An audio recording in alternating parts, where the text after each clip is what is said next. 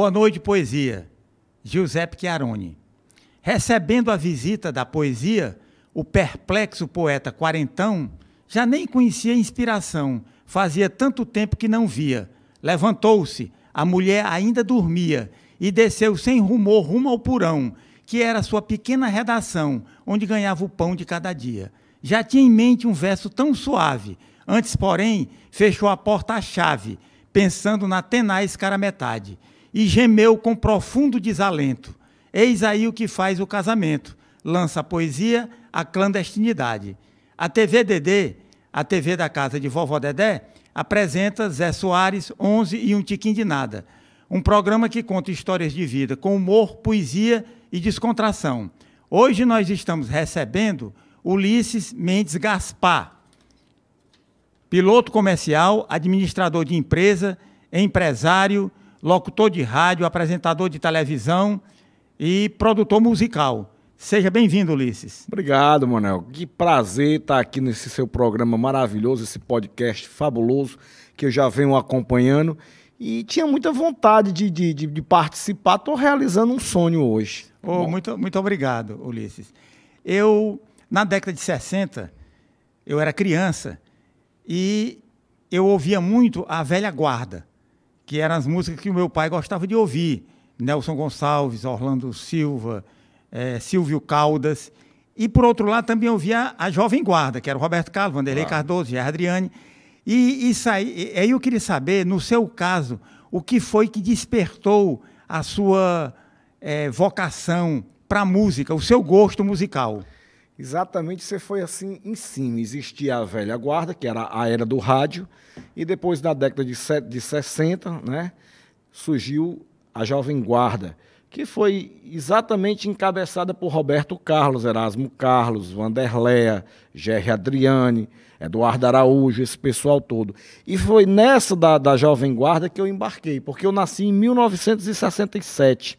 Esse ano, Roberto Carlos estava ganhando o Festival de Sanremo, na Itália, né? Com a Canção de Pertê. Isso. E aí meu pai curtia muito Roberto Carlos e minha mãe ouviam muito em casa. E eu fui absorvendo esse gosto pela música. Inclusive eu criança, meu pai naquela época, Roberto Carlos deixou o cabelo crescer e tal, meu pai deixou meu cabelo crescer também. E eu pegava um cabo de vassoura e cantava Jesus Cristo, Jesus Cristo. Então, todo mundo que chegava na minha casa, meu pai dizia, meu filho, cante aí Jesus Cristo aí. E eu cantava imitando o Roberto Carlos. Certo. Daí, então, eu acompanhei assim em casa, o meu pai sempre curtindo muita música, curtiu Jorge Benjó, curtiu aquele pessoal todinho daquela época, né, até chegar em Caetano Veloso, que aí foi década de 70, começa Caetano Veloso, começa Rita Lee, começa Raul Seixas, começa esse pessoal todo, Gilberto Gil, né? Tim Maia também. O Tim, que é tudo de uma época, só uma época muito difícil no Brasil, época da ditadura, né? Que eles tiveram, a maioria deles exilados, mas que a música ficou aqui no Brasil para a gente ouvir. E eu fui ouvindo essas músicas. Então, chegou uma época, no final da década de 70, que o meu melhor programa era ficar me balançando numa rede, né, batendo os pés na parede, e me balançando na rede, ouvindo música. E eu ouvia, naquela época, o rádio. Né? O rádio sempre nos trouxe, assim, sempre foi um bom condutor da música, né? E naquela época, Manuel, não tinha, pelo menos aqui no Ceará, rádio FM. Era só AM, né? E não existia segmentação das rádios. Ou seja, você estava aqui ouvindo, você ouvia Roberto Carlos, depois entrava Tim Maia, depois entrava os Folhas, depois entrava Michael Jackson, aí entrava Bartol Galeno, Amado Batista, aí entrava Luiz Gonzaga, então você ouvia tudo. Era uma coisa muito eclética, não era rádio, não era segmentada como hoje. Era muito diversificado. Era, exatamente, não existia uma segmentação como hoje tem. Hoje, se você quiser ouvir só forró, você tem uma rádio que toca só forró, uma que toca só piseiro, uma que toca só MPB, uma que toca só música popular brasileira, outra que toca popular brasileira e música internacional, né, que eles chamam de rádio adulta, que aqui no Ceará nós temos duas, né, que inclusive uma delas eu Eu apresento o programa lá que é a Tempo FM, a outra é Atlântico Sul, são rádios consideradas adultas, rádios que tocam público classe AB. Então eu cresci ouvindo música de todos bebendo na fonte de todas as qualidades de músicas. É claro, eu adoro música em geral, porém tem as músicas que eu curto e as músicas que eu não curto. Exatamente porque eu vim dessa escola do rádio, essa escola da diversidade. E fale sobre a sua infância. Como foi a sua infância? Rapaz, a minha infância, mano, foi assim. Os meus pais se separaram, eu era muito novo, né? E eu nasci de classe média, mas quando os meus pais se separaram foi um baque financeiro muito grande, porque minha mãe já era formada, mas naquela época, começo da década de 70, a mulher ainda exercia a função de prendas do lar. Não existia essa história da mulher trabalhar. Isso foi uma revolução que veio entre a década de 70 e 80, foi quando a mulher realmente saiu para trabalhar, para disputar o mercado. Para assumir o seu papel na sociedade. Perfeitamente. Né? Até então, a mulher se formava, estudava, mas ficava em casa cuidando dos filhos. Então, quando meus pais se separaram, foi uma fase muito difícil na vida da gente, porque a gente ficou com a nossa mãe, a minha mãe, nós ficamos, éramos 4 filhos, meu pai foi embora para o Rio de Janeiro, e a gente ficou passando muita necessidade, foi muito difícil. Então, foi uma infância que eu dividi entre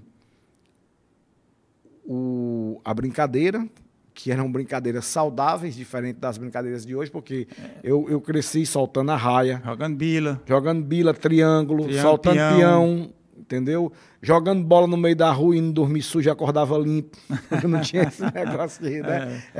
Tempos bons, Era bom demais, pegando piolho, soltando a raia, pegando piolho aqui no meio da rua. Botando detefon na cabeça e amarrando com um pano. Exatamente, Nelcide. Era Nelcide que botava, matar né? os piolhos. Porque eu era um menino...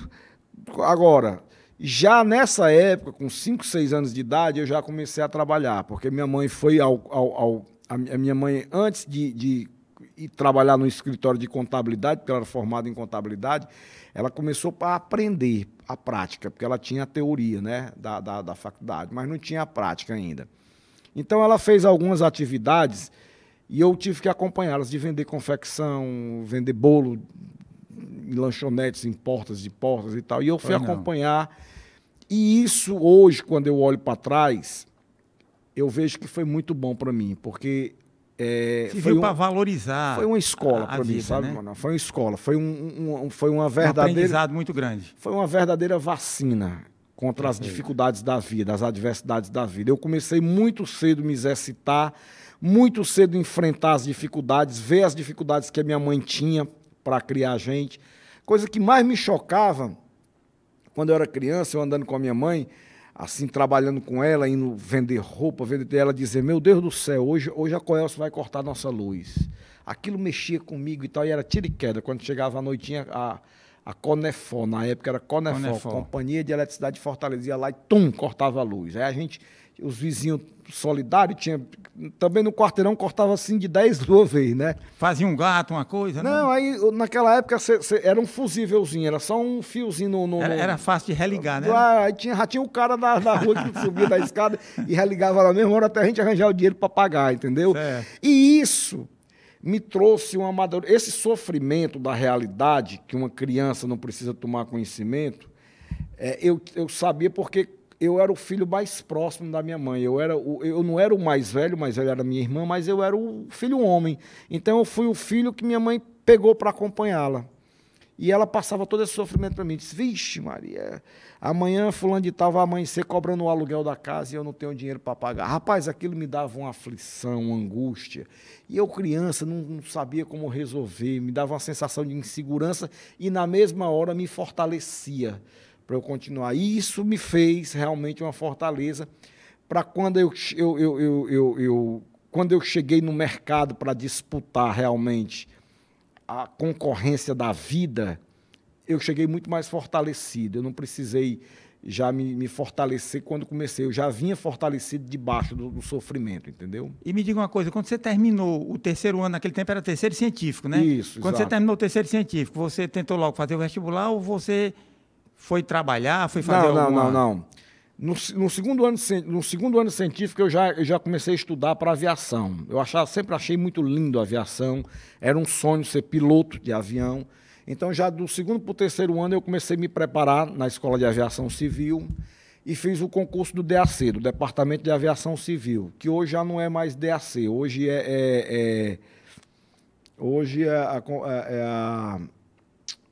me falhou a memória aqui da sigla hoje, do DAC. E aí eu fiz a prova na aeronáutica e passei para piloto privado. Piloto privado é o primeiro estágio para pilotagem. Aí fiz os exames médicos no hospital da base, passei e fui para o aeroclube fazer a parte prática, voar. Voei uma parte do meu curso aqui em Fortaleza e fui voar outra parte em Santa Cruz do Sul. Santa Cruz do Sul é uma cidade no interior gaúcho, que tem como base econômica o fumo, lá que fica a RJ Hilnes, a Philip Morris, a Souza Cruz, é uma cidade industrial do fumo, de cigarros. E eu fui voar lá, no Aeroclube de Santa Cruz do Sul, que, por sinal, meu pai foi criança e cresceu lá no Rio Grande do Sul, em Santa Cruz. Aí concluí o curso de piloto privado, veio a segunda etapa, que era piloto comercial. O piloto privado, quando você é brevetado, você faz o curso prático e termina, aprende a voar, você sai piloto privado, que é um estágio que você não pode ser remunerado. Você é um piloto amador. Você está num primeiro estágio não remunerado. Aí, para você ser remunerado e voar profissionalmente, você tem que fazer o curso para piloto comercial. Comercial, que é o que você fez? Aí eu fiz a prova para piloto comercial, passei. Pois não. Aí fui para o Rio de Janeiro, para a Skylab, uma escola que ficava no subsolo do Santos Dumont. E eu fui voar lá para fazer o aperfeiçoamento de piloto comercial e piloto multimotores e instrumento. Multimotores é para voar com aeronave com mais de um motor, não só monomotor. Então você tem que voar multimotores. E IFR, que é instrumento que é voos para você voar noturno e voar em condições meteorológicas adversas. De tempestade, você voa por instrumento, você não olha para fora por nada. Você trabalha só com instrumento baseado nas informações que os rádios gônicos mandam do aeroporto, né, do campo de pouso, para o avião. Pois não. Aí eu fui para o Rio de Janeiro, me qualifiquei, me formei lá, no Rio de Janeiro, como multi-instrumento, chequei. E quando eu saí de lá, eu já vim direto para Fortaleza empregado. Eu vim trabalhar... Você trabalhou aonde? Vim trabalhar no grupo chamado Grupo Hernani Viana. O Grupo Hernani Viana era um conglomerado de empresas que reunia a CAISA, Calcaia Industrial S.A., uma empresa de castanha, né, que beneficiava e exportava castanha. A CIOL, que era a Companhia Industrial de Óleos do Nordeste, que ficava em Maracanaú, que também beneficiava, refinava o óleo da castanha. As fazendas Hernanes Viana, que eles tinham fazenda em Goiás, tinham fazenda no Piauí, tinham indústrias no interior do Ceará. Então, eles compraram um avião, que na época era um dos aviões mais modernos da Embraer, que era o Carajá. Esse era um avião turbo-hélice, um avião... E aí você trabalhou, desculpe, você trabalhou quantos anos como piloto? Em torno de 10 anos. Eu voei nessa empresa por 10 anos, voei o Brasil inteiro, fui instrutor de voo da escola de pilotagem, fiz o concurso para instrutor, passei, fiquei também dando instrução na escola de pilotagem aqui e me preparei para o grande sonho do piloto. O jogador de futebol, o grande sonho dele é chegar na seleção brasileira, né? Na seleção do seu país. O sonho do piloto é chegar numa companhia comercial, numa Varig, numa VASP, numa Transbrasil, que eram empresas que atuavam no Brasil na época. Então, eu me preparei para isso, cheguei a fazer concurso da Varig, e quando o Canedo comprou a VASP no governo Collor, ele trouxe muita aeronave de fora, das Filipinas e tal, os Boeing 737, e faltou piloto no Brasil. Piloto que estivesse qualificado com mais de 1.500 horas para entrar. Para entrar numa companhia dessa, você tinha que entrar pelo menos com 1.500 horas de voo, ter a experiência. E eu já tinha. Então, eu mandei currículo para lá e tal. A VASP estava pedindo os currículos. E muitos amigos meus foram chamados e eu estava na relação para ser chamado também. Um pouco antes de eu ser chamado, eu resolvi deixar a aviação. Porque eu vinha de um tino comercial muito grande que eu aprendi com a minha mãe, criança. Desde criança. Negociando. Ela negociando. Né? E eu sempre vendia amarelo palito. Né? Sempre tive a facilidade de chegar e vender e convencer e tal.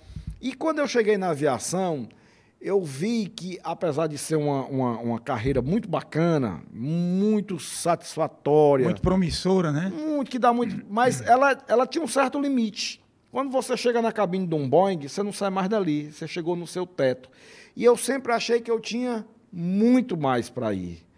Em níveis muito mais superiores do que no nível dali. E aí você resolveu fazer o quê, então?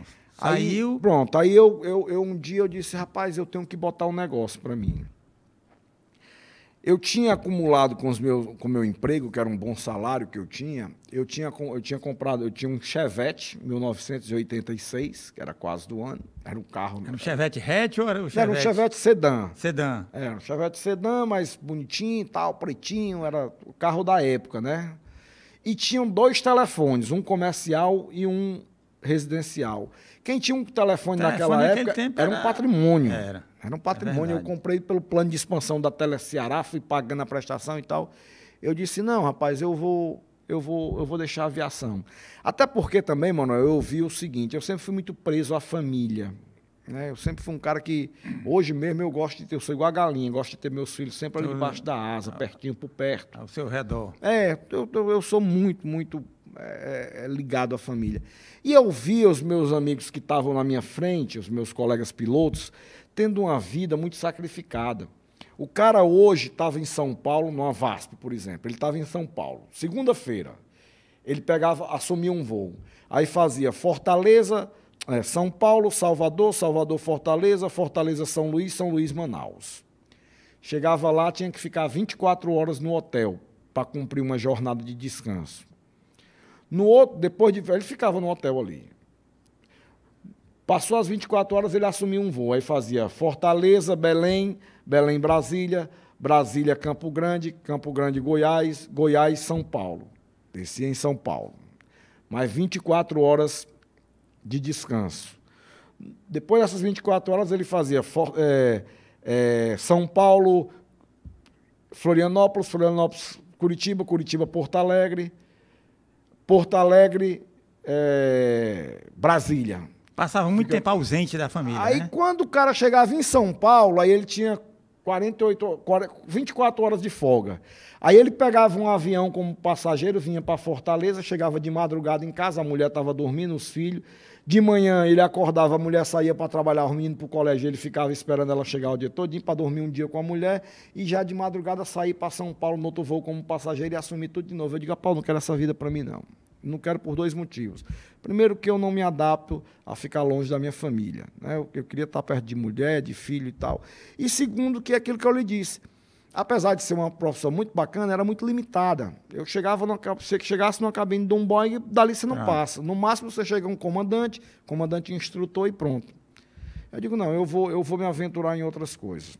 Um dia eu cheguei na casa da minha namorada, minha atual esposa, que é minha namorada, disse, eu vou deixar a aviação. Ela disse, é louco, você estudou a vida inteira para isso e tal. Eu disse, não, eu vou deixar a aviação, vou botar um negócio para mim. Aí liguei pro meu pai, que morava no Rio. Papai, estou deixando a aviação. Rapaz, você é louco, uma profissão linda dessa, você está bem, está prestes a chegar numa companhia aérea e tal. E eu digo, não, mas eu não quero não, eu vou botar um negócio para mim. Rapaz, não faça isso e tal. Um belo dia eu estava em casa no carnaval e eu peguei a namorada em casa, na Jovita Feitosa, e fui dar uma volta na beira-mar. E fui passando pela Duque de Caxias.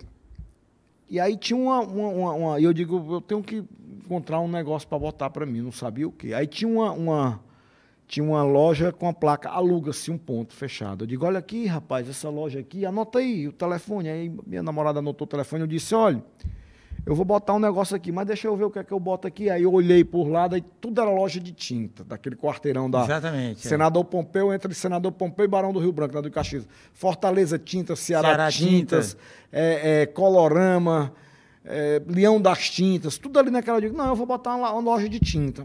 Mas eu não conhecia absolutamente nada de tinta. Se você me vender Supercal para pintar carro, eu comprava. Na quarta-feira de cinza, quando passou o carnaval, eu peguei o telefone e liguei. Era o escritório do advogado. Meu amigo, você tem um ponto para alugar na Duque de Caxias? Tenho, sim, está aqui. Quanto é tanto? Aí eu fui lá, já fechei o contrato com o cara. Anunciei o Chevette. Naquela época, carro usado era muito dinâmico o mercado. Você anunciava 7 horas da manhã. Rapidamente vendia. Você anunciava quando saía, o jornal chegava às 7 horas, 8 horas já tinha 10 compradores na sua porta. Vendia o Chevette na mesma hora, anunciei os telefones, vendia os telefones, peguei a rescisão de contrato do meu emprego, né?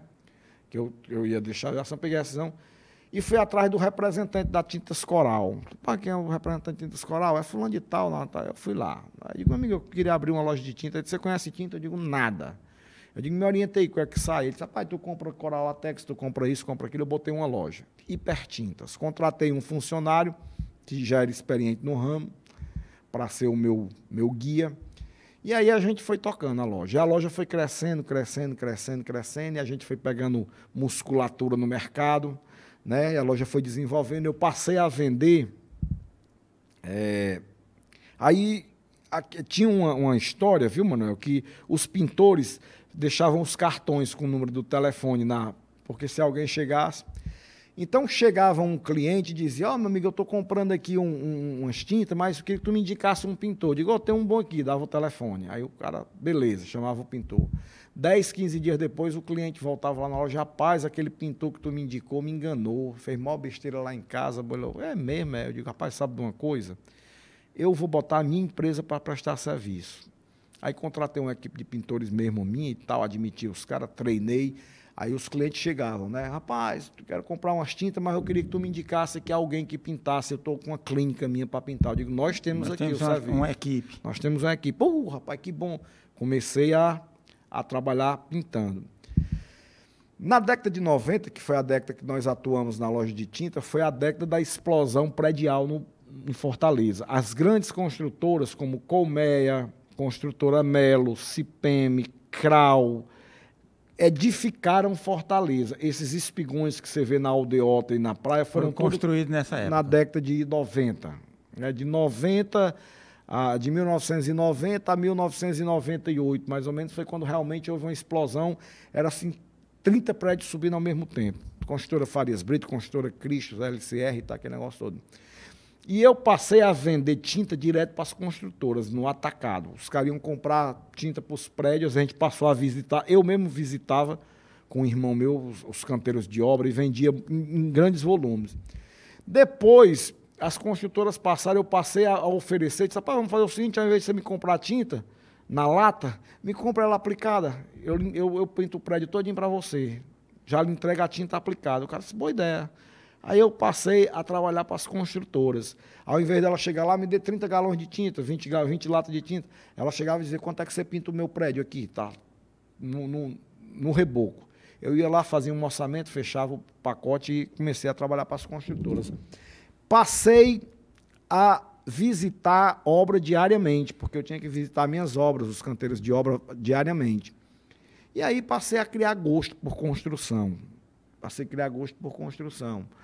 E a construção, o serviço, ele é muito melhor do que o comércio. Porque o serviço, você não precisa ter um estoque, você não precisa fazer aquele volume de estoque para trabalhar. Né? O comércio, você precisa comprar mercadoria, botar ali e esperar que o cliente venha. O serviço, não. Você só compra a mercadoria, o que você vai usar, quando realmente você tem a obra para fazer. Você tem um serviço para vocês. Você não se enche de tecido esperando que uma cliente venha mandar fazer um vestido. Agora a cliente vem e diz, eu queria um vestido assim, assim, assim. Você diz, o tecido é tal e tal. E você vai lá, compra o tecido e transforma no produto final. Então eu comecei a frequentar as construtoras e eu digo, eu vou abrir uma construtora. E abri uma construtora para ficar atendendo as construtoras, só na parte de pintura, e passei a construir casas para vender também. E aí a construtora começou a ganhar volume, eu comecei a participar de licitação pública, de obras maiores e tal, e a loja passou a ser um calo para mim, porque eu não podia ficar dentro, porque eu estava nas obras, eu digo, vou vender a loja. Aí apareceu um concorrente meu que se interessou, eu vendi a loja e fiquei só com a construtora, que está até hoje no mercado, com 30 anos. Ulisses, eu queria saber de você, aproveitando que você tem um programa sobre história de música, e é um conhecedor, um pesquisador, eu gostaria de saber quando você saiu, realmente se dedicou à música, quando você foi trabalhar com aquilo que você sempre gostou, que foi a sua grande paixão, né? Você trabalhou como empresário, né? E quando é que você resolveu trabalhar com música? Porque eu sei que, eu já assisti, você tem um programa de entrevistas, História da Música. Eu queria saber como é que surgiu isso aí, porque isso aí foi sempre que você desejou, né? Eu sempre fui apaixonado por música, como você mesmo disse. E eu tinha umas lojas, 4 lojas, de uma grife de roupa masculina chamada Filler. E eu queria anunciar na rádio, na FM, né? Mas eu não queria anunciar de uma maneira comum, como todos os anunciantes. Eu digo, não, eu tenho que procurar uma maneira mais criativa. E aí eu juntei a fome com a vontade de comer. Eu digo, eu vou criar um programa chamado Filler e a História da Música com Ulisses Gaspar. Isso há 17 anos atrás. E aí eu criei uns insights que até hoje está na Tempo FM. Que aí eu conto uma história de 10, 15, 20 segundos de um cantor e toco uma música dele. Então eu anunciava Filler e a História da Música com Ulisses Gaspar. Aí eu entro. Maria das Graças Costas, Gal Costa, nasceu na Bahia. Fez sucesso com as músicas tais. Ganhou um disco de ouro em 1900 e tal. Gal Costa, na História da Música. Aí entra a música da Gal Costa. Aí toca a música toda e depois vem um off dizendo, você ouviu a história com Ulisses Gaspar, oferecimento Filler, a moda masculina que veste o homem elegante e tal. E isso pegou de um jeito, foi para a Rádio Atlântico Sul, nós ficamos 3 anos lá, depois nos transferimos para a Tempo FM, estamos lá até agora, há 15 anos. Né, que você foi inteligente aí, né, nessa sacada, né? Isso, porque todo mundo gostava e todo mundo para ouvir. Para ouvir um detalhe, uma coisa interessante. Porque não é cansativo. Então hoje eu tenho esse programa que hoje é patrocinado pela Enel. E é patrocinado através a Filler foi vendida depois, eu passei para frente as lojas também. E fiquei com o programa ficou como herança, né? Ficou como um legado da loja, o programa.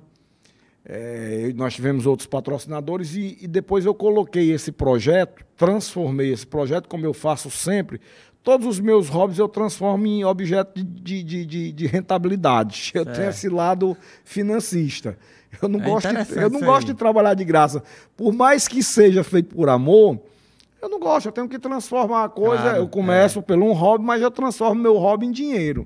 E aí eu transformei esse programa em dinheiro, que eu botei na lei de incentivo fiscal, lei do mercenário, né?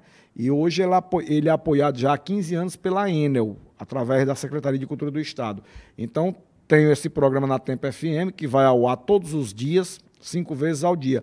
Aí eu assistia a um programa na Globo News chamado Encontro com o Chico Pinheiro, que depois virou Sarau, o Chico Pinheiro, aquele da Globo. Lembro. O Sarau entrevistava cantores. Esse programa ia ao ar todos os sábados às 10 horas da noite e reprisava domingo às 8 da manhã. Eu não saía de casa no sábado à noite. Eu ia para os meus barizinhos com a minha esposa na sexta e tal, porque o sábado eu tinha que estar em casa para assistir o Sarau. Eu assistia o Sarau sábado à noite e acordava de manhã cedo para assistir a reprise às 8 horas. Eu adorava. E eu sempre dizia, um dia eu vou ter um programa desse, de entrevista, que eu vou entrevistar todos os ídolos que foram da minha adolescência. E aí eu criei o programa História da Música com Ulisses Gaspar na TVC. E você podia citar alguns artistas, cantores que você já entrevistou? Rapaz, eu vou citar quase todos os ídolos do Brasil aqui, mas vamos lá. Dominguinhos, Renato Teixeira, Ney Matogrosso, Emílio Santiago, Jorge Versilo, Roupa Nova, A Cor do Som, Reginaldo Rossi, Beto Guedes, Lô Borges, Flávio Venturini, Leila Pinheiro, Ed Mota, Evaldo Gouveia, Jane Duboc, Dalto, Biafra. Rapaz, quase todos os nomes. É melhor você me pedir para eu citar os que eu não entrevistou, que eu não entrevistei, que aí é a menor a quantidade. Ulisses, você falou em dinheiro, que você transforma o seu lazer em dinheiro, e eu queria aproveitar aqui para falar nos nossos patrocinadores. Claro, é claro. O programa Zé Soares, 11 e um tiquinho de nada, tem um patrocínio da casa Petisco do Pet, do osso à ossada. Da churrascaria, peixe frito, especialidade da casa, galinha cabidela. E do curso de descarrego, chibata no capeta. Rapaz. E eu queria aproveitar, Ulisses, a sua vinda aqui, e eu gostaria que, como o nosso tempo é muito exíguo, não dá para a gente falar tudo, eu gostaria que você falasse rapidamente, porque eu ainda queria falar sobre esse livro aqui, do Evaldo Gouveia, mas eu queria que você desse uma panorâmica, por exemplo, na década de 60, que nós tivemos movimentos importantes, como a Bossa Nova, a Jovem Guarda, Clube da Esquina, o Tropicalismo. Eu gostaria que rapidamente você desse umas pinceladas aí, porque eu queria também que você falasse na década de 70 e 80 em termos musicais. Claro. Você podia falar alguma coisa da década de 60? Posso. A década de 60, Manuel, foi uma década de transformação, porque existia a era do rádio, que foi dos anos 30, 40, 50 e 60, final de 60, né? Final da década de 60 era do rádio. Mas existiu na década de 60 para começo de 70 uma influência muito grande da música norte-americana e da música estrangeira no Brasil, né? Influenciado pelos Beatles, pelos Rolling Stones. O brasileiro consumia muito produto estrangeiro. Não só música, como os produtos. A pasta Collins era americana. A calça Lee. Calça Lee, tudo era de fora, realmente. E a música não era diferente. É tanto que os cantores, para fazer sucesso naquela época, a nova geração, que foi se transformando de 60 para 70, eles, para gravarem música, eles não gravavam com o nome deles, eles arranjavam um codinome estrangeiro. Como o Fábio Júnior. Que era David Marques.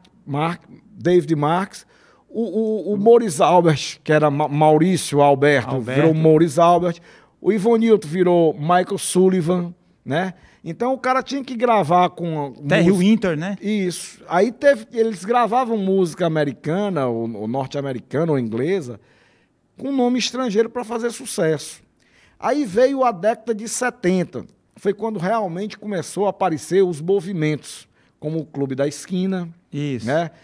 Começaram a aparecer os festivais, o FIC, Festival Internacional da Canção. O Festival da Record, né? Que onde surgiu Caetano Veloso, Gilberto Gil, Isso. Chico Buarque, foram nos festivais, né? Nos festivais, nos FICs, os Festival Internacional da Canção. Aquilo era igual a Copa do Mundo. Afinal, o Brasil parava para assistir aquilo ali e ver aí quando surgiram esses nomes. Jorge Benjó, Caetano Veloso, Gilberto Gil, esse pessoal todo surgiu daquela época dos festivais. Foi quando realmente eles... Agora, eles vieram ter realmente a era mesmo, a época da explosão da música no Brasil, que eu considero, foi a década de 80. Porque na década de 80 houve uma efervescência musical muito grande. Foi quando surgiu... não é que surgiu, foi quando foi apresentado de maneira massífica para o Brasil cantores como Marina Lima, Djavan, e o próprio Gilberto Gil teve seus grandes sucessos divulgados, Caetano Veloso, Ivan Lins, que já vinha na década de 70, mas estourou em 80. Aí veio o rock nacional. Legião Urbana também, né? Aí veio o movimento Rock Brasil, nessa época da década de 80, que veio Legião Urbana, Paralamas do Sucesso, Rádio Táxi, Engenheiros do Havaí, Blitz, né? Essas bandas de RPM. RPM, né? Todas essas bandas surgiram nesse movimento. Por quê, Manuel? Porque naquela época de 80, as gravadoras se instalaram no Brasil e resolveram vender disco realmente. Então, o que é que elas faziam? Ela pegava um cantor aqui de valor, vamos dizer, ela pegava aqui um hit, o inglês, né? Ela pegava o hit aqui, lançava uma música, mandava sexta-feira o hit, pagava por hit e pro Globo de Ouro, na Globo, programa Globo de Ouro. Tinha o Chacrinha também, né? No sábado ele ia pro Chacrinha e no domingo ele aparecia num clipe no Fantástico. Na segunda-feira o cara tava estourado no Brasil inteiro, né? É verdade. E tinha os propagandistas. Em cada estado tinha um propagandista, um representante comercial. Qual era o papel do representante comercial? Não era só de vender o disco, era de botar o disco para tocar nas rádios. Aí a gravadora pagava jabá, ela chegava e dizia, você vai tocar essa música do hit aqui, Menina Veneno, 6 vezes por dia, nós vamos pagar tanto. Pronto. Existe até hoje um sistema de medição, que é o crowd, que eles chamam, que ele acompanha esse movimento de quantas vezes a música toca por dia. Chegava numa loja daquelas de disco que tinha na Guilherme Rocha, na Liberato Barroso, as lojas de rua. A Toque Disco. Toque disco, aqui disco, pop disco, tinha várias lojas. O próprio exato. Ronce, a Mesbla, Camelo Modas, tudo tinha um departamento de disco.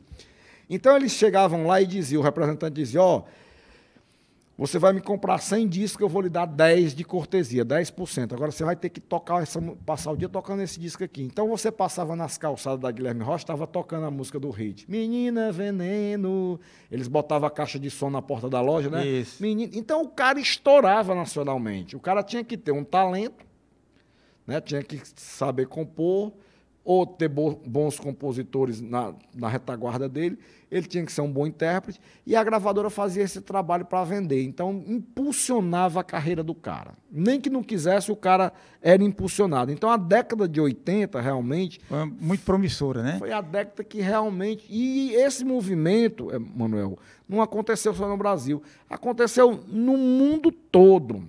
Estourou John Travolta com Olivia Newton-John, estourou Bee Gees, estourou Michael Jackson, tudo da década de 80 que eles estouraram. Elton John também? Já Elton John, que já era mais... da 70, mas teve a grande impulsão em 80. Paul McCartney, que depois os Beatles terminaram e tal. Paul McCartney, Bee Gees. Então, todo esse pessoal aí, Tina Turner... a Tina Charlie já é mais da década de 70, né? A Tina Charlie é de 70. 70, da discoteca, né? Ainda tocou alguma coisa. Mas esse pessoal todo, no mundo todo, houve esse movimento das gravadoras, que as gravadoras todas eram internacionais, né? Isso. A Philips era holandesa, a Odeon, a Sony, tudo era gravadora internacional. Agora eu gostaria que você falasse alguma coisa sobre o pessoal do Ceará, de 70, o Fagner, Ednardo, né? Belchior, Amelinha. O que aconteceu foi o seguinte... Tinha também tinha o Tete, né? Não, o Roger Rogério, que é casado com a Tete. Com a Tete. Eram casados. Hoje eles não são mais casados, né? Mas eu me lembrei, ainda bem que a Tete é da década de 70, né? De 70. Ela participou desse movimento que tornou o pessoal do Ceará. Que, na realidade, o que houve foi o seguinte, Manuel. O Fagner foi estudar arquitetura em Brasília, né? O Fausto Nilo foi morar em São Paulo para trabalhar no metrô como arquiteto na construção do metrô. E o Belchior foi para São Paulo. Né? Ele fazia medicina, né, o Belchior? O Belchior fazia medicina, mas já tinha abandonado, gostava de música e tal. O Roger Rogério, casado com a Tete, era professor de física da USP. Certo. Morava em São Paulo, foi morar em São Paulo. O Fagner morava em Brasília, na casa da irmã dele, foi estudar arquitetura. E o Belchior foi para São Paulo.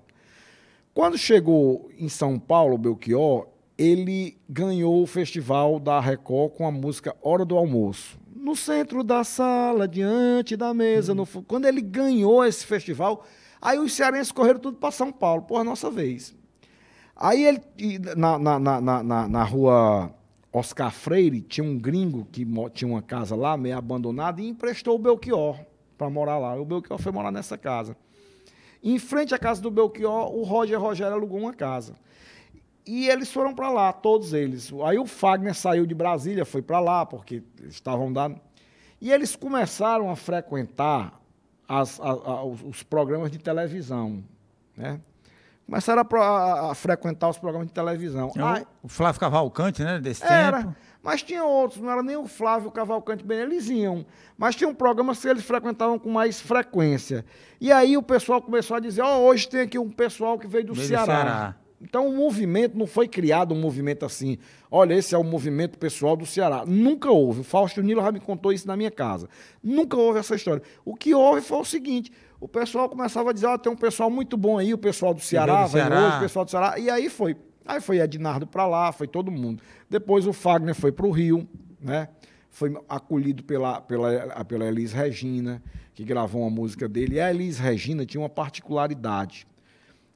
Tudo que ela gravava virava ouro. Eu ouvi nas entrevistas do meu programa do Tunai, O Tunai me disse que, Ulisses, quando a Elis gravou As Aparências Enganam, eu vendi o Fusca que eu tinha, que ele era engenheiro, trabalhava em Minas, vendi um Fusca, deixei o emprego de engenheiro, fui para o Rio de Janeiro que eu virei compositor. O Renato Teixeira me contou isso lá no meu programa também, que quando ela gravou Romaria, sou caipira, pira, o Renato estourou como compositor. O Fagner me contou, o Belchior. Como nossos pais, né? O Belchior, como nossos pais, quando ela gravou. Então, todo mundo que a Elis Regina gravou, impressionantemente... Fez sucesso. Fez sucesso. E aí eles foram nessa onda aí. Aí foram para o Rio de Janeiro, foram todos para o Rio de Janeiro e começaram a fazer o grande sucesso do Fagner. O primeiro sucesso dele, que ele me contou essa história também no programa, ele tinha conversado com o Roberto Carlos e o Roberto disse, Fagner, você tem que gravar uma música para o povo, que fale para o povo e tal, que você vai estourar. Ele disse, não, eu ainda vou gravar. Aí ele gravou Revelação. Quando a gente tenta de toda maneira nele se guardar, sentimento ilhado, morto e amordaçado. Ele disse que vinha andando em Copacabana um dia e viu um cara com rádio ouvindo. No ombro, né? E ouvindo Revelação. Quando ele ouviu aquilo, ele disse, rapaz, pronto, eu me consagrei. Porque ele viu que já estava virando uma coisa popular. E aí foi a grande consagração dele, foi com Revelação. E ele fez também Mucuripe com o Belchior, que o Roberto Carlos gravou, né? A única parceria dele com o Belchior. Só compuseram essa música juntos. Uma curiosidade que eu tenho, o Belchior, o Fagner e o Ednardo, eles fizeram algum show juntos, os três? Você tem informação disso? Eu acho que chegaram a fazer. Eu não guardo em memória assim, não, sabe? Na realidade, eles, Fagner, Belchior e tal, mas... Eu não recordo, assim, de nenhum show dele, não, mas deve ter feito. Eu desconheço, mas com certeza devem ter feito. Certo. Ulisses, devido à exiguidade de tempo, né? Porque eu acho que a gente tinha que passar, tu tinha que vir mais uns 3 programas aqui para a gente dar continuidade, né? Isso será um grande prazer. Se você convidar, eu venho. Tá certo. E eu queria falar sobre esse livro aqui. O que me contou Evaldo Gouveia. Nós sabemos que o Evaldo Gouveia é um dos maiores compositores brasileiros de todos os tempos. Claro. E, além disso, é cearense. Claro. Então, eu gostaria de saber o que foi que fez você escrever um livro pelo Evaldo Gouveia, fora esses 2 motivos importantes. Rapaz, é o seguinte, e como eu lhe disse aqui anteriormente, eu sempre fui apaixonado por música e pelos cantores. E Deus me concedeu a graça de conviver com quase todos eles, receber na minha casa. Esse final de semana eu vou receber na minha casa Jane Duboc e Nico Rezende para jantar comigo, bater papo, tomar vinho. E assim eu fiz com muitos. Recebi Peri Ribeiro na minha casa, Zezé Mota, 14 bis completo, Flávio Venturini, Jorge Versilo. A maioria desses cantores eu recebo na minha casa e convivo. Tunai recebi várias vezes na minha casa. Sai Guarabira e frequento a casa deles quando eu vou ao Rio. E o Evaldo, uma vez eu estava no Micharia, no Largo do Micharia, que fica na minha casa ali, vizinha minha casa, eu moro no calçadão na Praia de Iracema, e eu sentei com a minha esposa, eu estava ouvindo música, tomando uma cerveja, e olhei e vi quando o Evaldo chegou. Eu digo, Daniele, o Evaldo Gouveia, pelo amor de Deus, eu tenho que falar com ele. Ela disse, vai lá. Eu digo, não, eu estou com medo de ir, ele me tratar mal. Disse, não, vai lá. Eu digo, não vou e tal, não sei o quê. Aí fiquei por ali e tal. Quando eu já tinha tomado umas 3 cervejas, eu digo, eu vou lá. Criou coragem, não foi? Eu já tinha o programa, já estava mais ou menos conhecido na televisão. Aí quando eu cheguei lá, eu disse, boa noite, Evaldo, tudo bom? Ele disse, rapaz, você aqui...